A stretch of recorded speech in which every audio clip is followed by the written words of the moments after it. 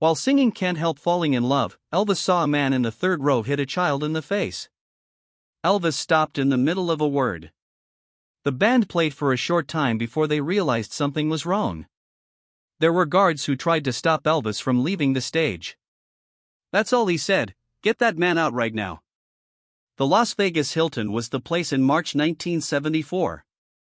A crowd of 15,000 people saw Elvis. The night was supposed to be like any other Saturday night, which he had done hundreds of times before. The crowd was very excited. The band played well together. Everything was going well with the show. Elvis began singing Can't Help Falling in Love in the middle of his set. People in the crowd always loved that one song. It was something he had done thousands of times. Like he always did, Elvis looked around the crowd as he sang. He liked talking to fans one-on-one, looking them in the eye, and making them feel like they were seen. He looked down the front rows, stopping every once in a while to look at someone who was really excited. That's when he saw it. Third row, just to the left of the center. A man in his 30s or 40s, wearing a casual shirt and looking angry, had just hit a boy who wasn't more than 7 or 8 years old. It wasn't a mild way to correct them. The child was hit across the face with an open hand that was hard and quick. The boy's head snapped to the side. Elvis stopped singing.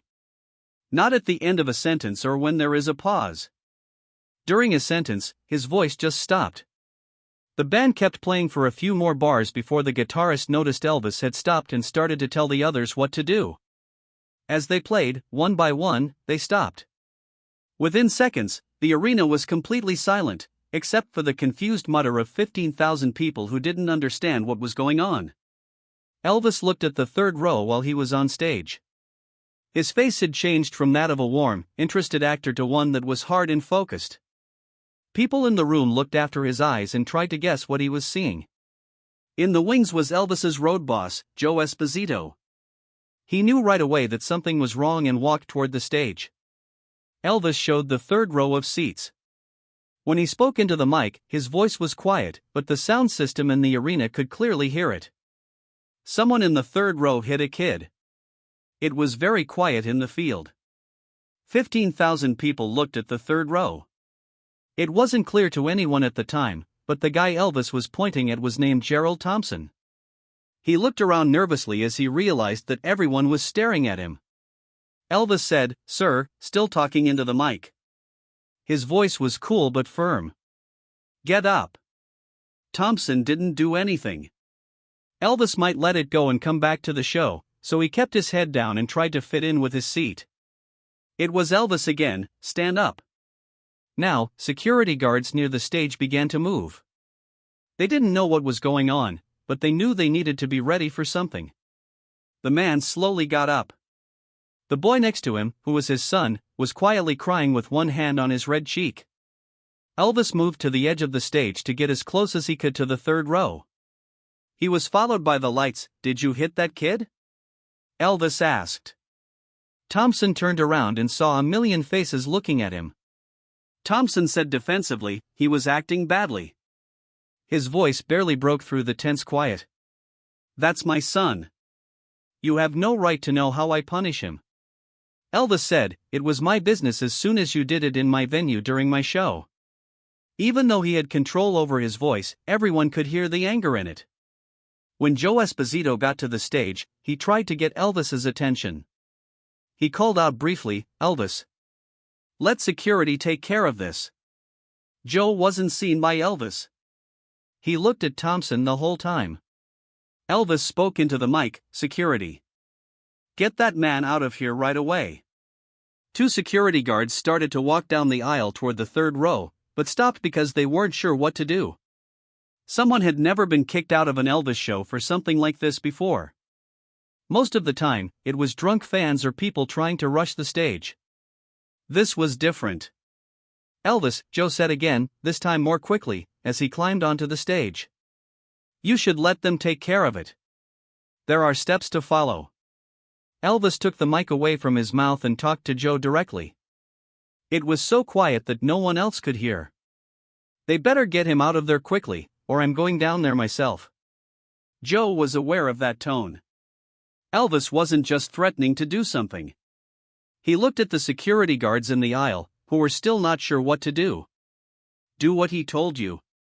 Get that person out of here now. When Thompson saw that security was coming, he got angry.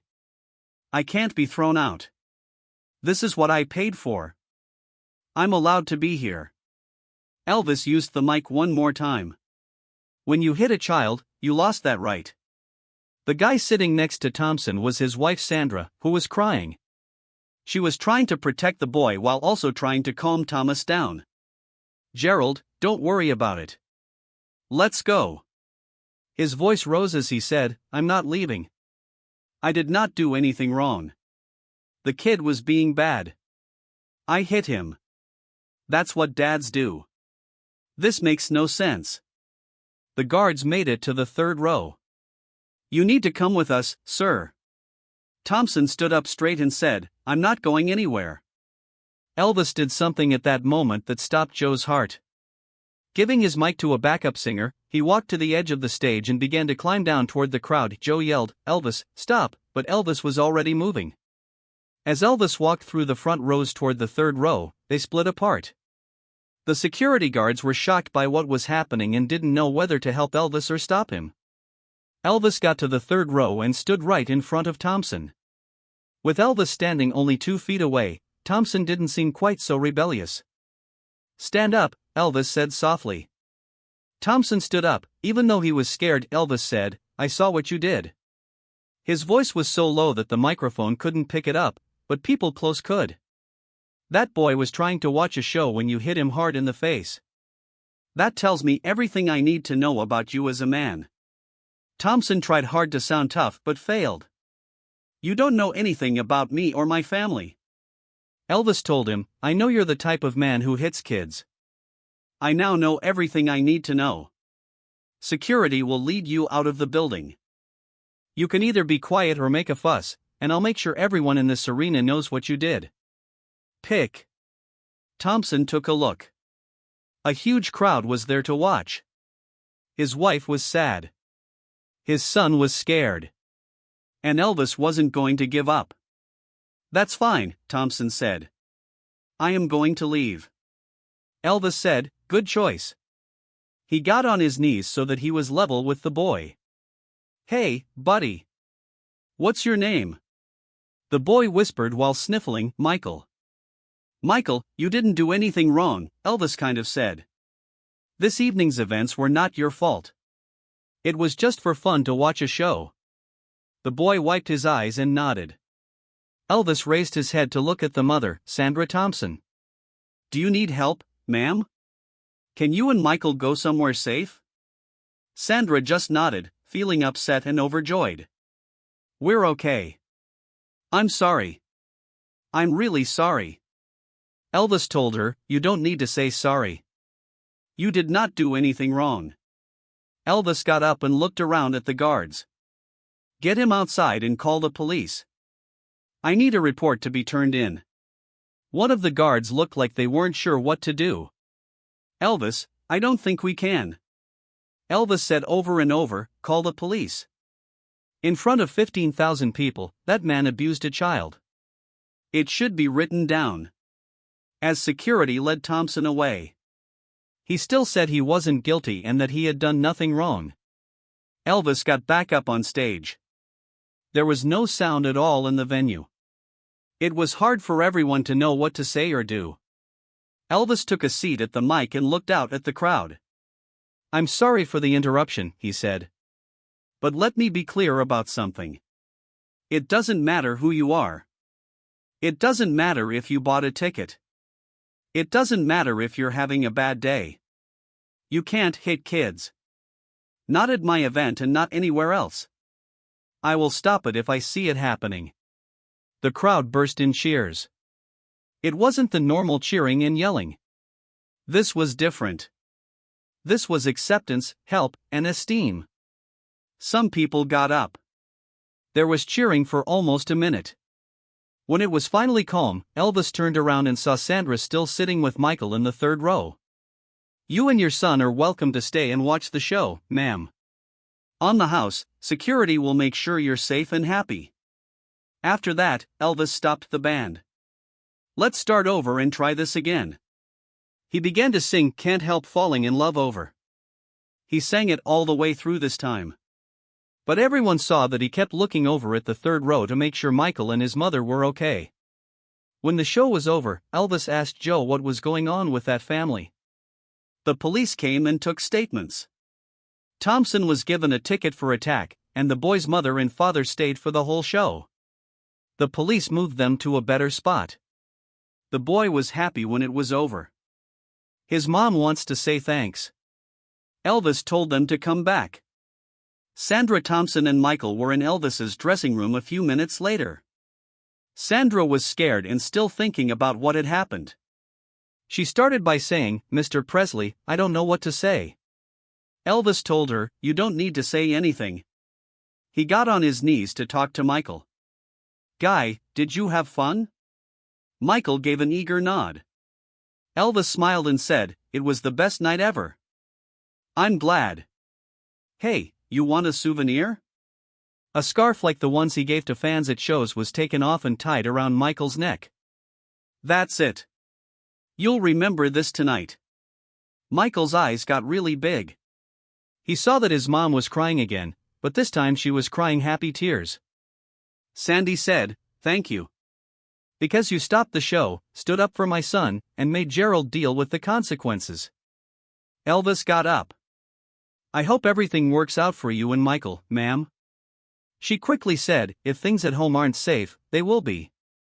Tonight made everything clear. Gerald has been getting worse, and I've been taking the blame. See him get let out, and see my son smile during your show after everything. I understand what I need to do." Elvis gave a nod. He did not force her, but he did give her a business card with his phone number on it. "Call this number if you need help. It is a place where people can get help. No matter what you need, they can help you with the law or find a safe place to stay." Sandy took the card with shaky hands. "Thanks." The news got around quickly. It was in the news. Elvis stops the show to get away from his cruel father. Different opinions. Some people liked Elvis. Some people thought he went too far.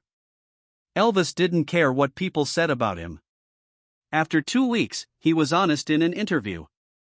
"A man hit a kid in the face very hard. Not going to act like that didn't happen. I'm not going to ignore it. I don't mind if that makes me look sloppy." The interviewer asked about past cases. "What's the example?" "How much I care about keeping kids safe. Artists should know they can end their show and do something else." That night, Michael Thompson will never forget it. He grew up, became a teacher, and worked all his life with kids who had problems. He talked about the Elvis show in an interview in 2003. "I got hit by my dad a lot when I was young. I was used to it," Michael said. "I thought everything was fine." However, Elvis stopped his whole show that night singing in front of 15,000 people because he saw my dad hit me. "That was the first time I understood it wasn't right. That was the first time I knew that how I was being treated wasn't okay. Elvis didn't know me," he said. "But he did something because he saw a child being hurt.